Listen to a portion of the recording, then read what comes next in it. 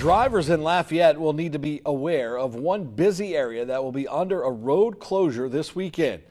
I-49 North at its intersection with I-10 will be closed to all traffic on Saturday from 5 a.m. to 5 p.m.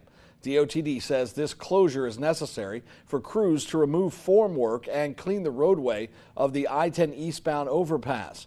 I-10 East between University Avenue and through the I-49 interchange will be reduced to one lane on Sunday from 5 a.m. to 5 p.m. so crews can remove concrete barriers from the outside lane of I-10.